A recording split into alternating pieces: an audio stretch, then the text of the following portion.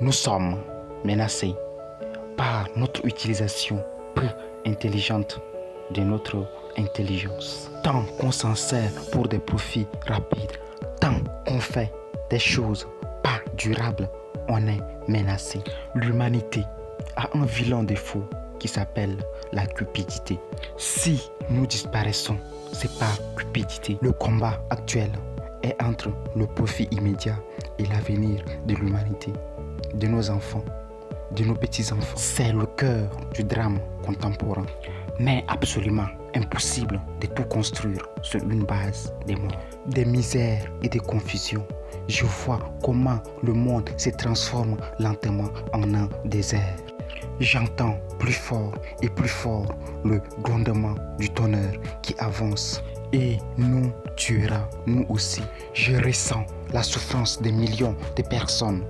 Et pourtant, quand je regarde le ciel, je pense que tout finira par s'arranger et que cette brutalité aura une fin. Que le calme et la paix reviendront régner dans le monde. S'il y a des miséreux dans la société, des gens sans asile, sans pain, sans vêtements, c'est que la société dans laquelle nous vivons est mal organisée. On ne peut pas admettre qu'il y ait encore des gens qui crèvent de faim pendant que d'autres ont des millions à dépenser en turpitude. C'est cette pensée qui me révolte.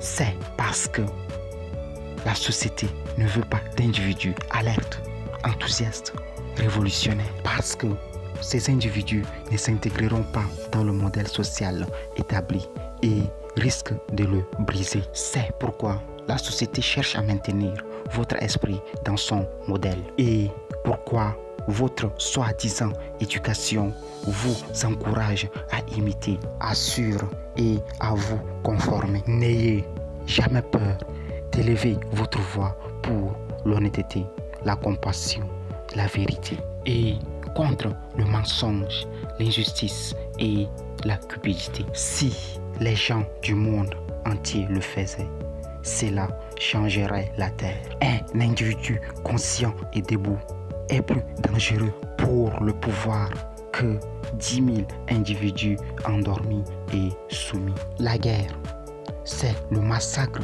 des gens qui ne se connaissent pas au profit des gens qui se connaissent et qui ne se massacrent pas. Ne cherchons pas à satisfaire notre soif de liberté en buvant à la coupe de l'amertume et de la haine.